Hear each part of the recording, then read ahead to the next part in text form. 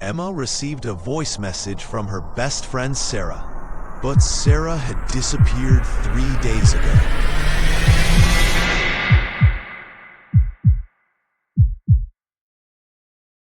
Emma was sitting in her small apartment on a cold Friday night.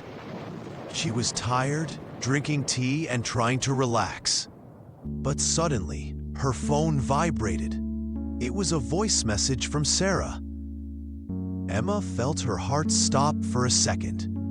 Sarah was her best friend, but she had been missing for 3 days. With shaking hands, Emma pressed play.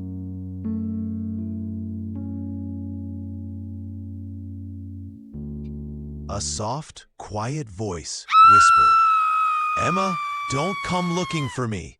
Please, stay away from the old house." Then the message ended. Emma froze. She knew exactly what house Sarah meant. An abandoned house near the forest. They used to play there as kids, and Sarah always said the house felt alive. Emma tried to call her back. No answer. She tried again. Still nothing.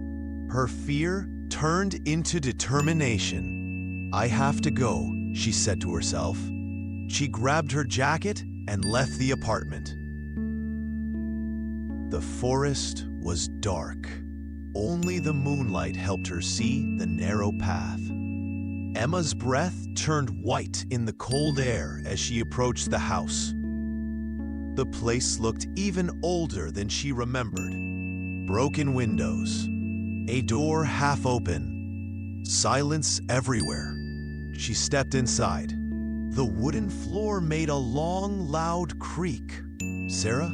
Emma whispered. No answer.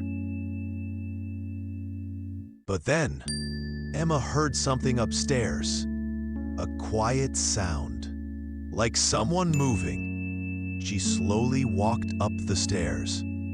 Her legs were shaking, but she kept going.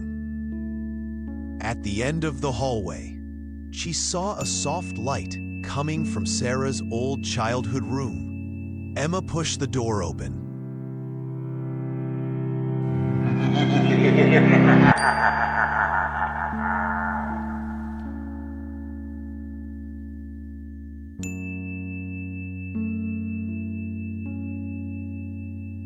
The room was empty. No Sarah, just an old table, and Emma's phone lying on top of it. But Emma was holding her phone in her hand. She slowly approached the table. Her phone suddenly vibrated. New voice message. From Emma.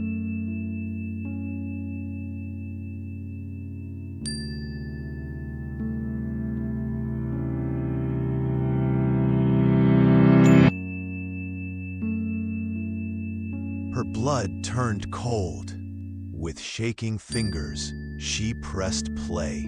Her own voice whispered, "Emma, don't come looking for me. Please, stay away from the old house."